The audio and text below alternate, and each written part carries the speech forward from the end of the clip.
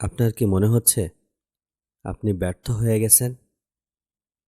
মনে হচ্ছে কি পৃথিবীটা আপনার জন্য সংকীর্ণ হয়ে গেছে? জীবনের কোনো মানে খুঁজে না পেয়ে হতাশায় নিমজ্জিত আপনার তনুমন। আসুন, কোরআন খুলুন, দেখুন আপনার রব আপনার জন্যই বলেছেন, অবশ্যই বিশ্বাসীরা সফল হয়েছে। আপনি একজন মুমিন, একজন বিশ্বাসী, একজন তাকওয়াবান। আপনি তো হতাশ হতে পারেন না। আল্লাহর দয়া থেকে, তার করুণা, ভালোবাসা এবং রহমতের যে বারিধারা আপনার উপর বর্ষিত হচ্ছে, তা থেকে আপনি কিভাবে নিরাশ হবেন? দুনিয়াবী ব্যর্থতা, অসফলতায় আপনার কি আসে যায় বলুন? আল্লাহর উপর যারা ভরসা করে, নির্ভর করে, তারা হতাশ হয় না। দুনিয়ার ব্যর্থতা তাদের আঘাত দেয় না, তারা বরং অপেক্ষার প্রহর গণে মহা সাফল্যের। সেই সাফল্যের যার প্রতিশ্রুতি দিয়েছেন স্বয়ং আল্লাহ সুবহানাহু ওয়া তাআলা। আপনার হৃদয় যখন আল্লাহর উপর ভরসায় টইটুম্বর, তখন সিজদায় হযরত জাকারিয়া আলাইহিস সালামের মতো করে বলুন, হে আমার রব, আমি তো কখনো তোমাকে ডেকে ব্যর্থ হইনি। আপনার জীবনে অনেক দুঃখ আসতে পারে, আপনি মুখোমুখি হতে পারেন নানান প্রলয়ঙ্কর ঝড়ের। কোনো ঝড়ো হাওয়া এসে আপনার জীবনকে একেবারেই এলোমেলো করে দিয়ে যাবে।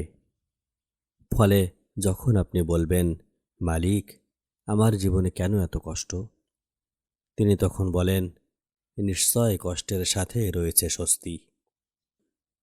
এমন কঠিনতর বিপদে আশেপাশে কাউকে পাচ্ছেন না, এমনকি অন্ধকারে আপন ছায়াটাও মিলিয়ে যাচ্ছে। আপনার এতদিনের প্রিয় বন্ধু, প্রিয় স্বজনদের কেউই এই দুর্দিনে আপনার পাশে নেই। নিজেকে খুব একা মনে হচ্ছে অকুল দরিয়ায় একটি ডুবো ডুবো নৌকার আপনি একাই যাত্রী। এই নৌকা যে কোনো মুহূর্তে তলিয়ে যাবে। এমন সময়ে আপনি যখন আশাহত হয়ে রবের কাছে ফরিয়াদ করে বলেন, হে আমার রব, আজকে আমাকে সাহায্য করার মতো কেউই নেই, তখন আপনার রব আপনাকে ডেকে বলেন, মুমিনদের সাহায্য করা আমার দায়িত্ব। প্রিয়জনেরা বিচ্ছেদ ঘটিয়ে দূরে চলে গেছে।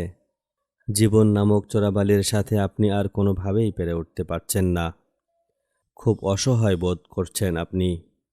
মনে হচ্ছে আপনি এখনই ডুবে যাবেন দুঃখের অতল গহ্বরে, হারিয়ে যাবেন চিরতরে।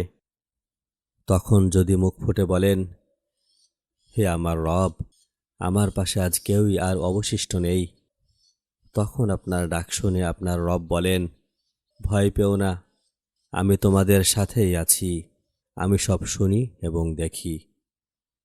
পাপে জর্জরিত হয়ে আছে আপনার জীবন, চোখ মেললেই চারিদিকে কেবল অন্ধকারের ঘন ঘটা দেখতে পান। কলুষিত হৃদয় নিয়ে যখন আল্লাহর দরবারে দাঁড়িয়ে বলেন, আমি যে এত পাপ করেছি, আল্লাহ কি সত্যিই আমাকে ক্ষমা করবেন? তখনই আপনার রব জবাব দেন, নিশ্চয় আল্লাহ তাওবাকারীকে ভালোবাসেন।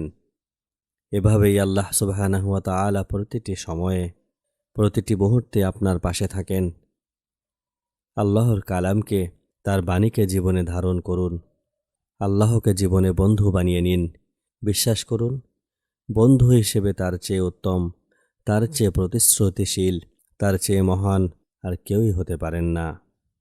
নিজের জীবনের অন্ধকার প্রকোষ্ঠে আলোর রেখা প্রবেশ করতে দিন। অন্ধকারকে আলো দ্বারা দূরভূত করুন।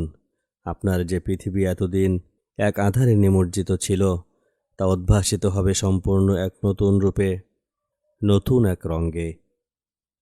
মন খারাপের দিনগুলোতে আল্লাহকে আপনার সঙ্গী বানান। দেখবেন সেই মুহূর্তগুলো সব আচমকা আপনার জীবনের সেরা মুহূর্তে পরিণত হয়ে গেছে।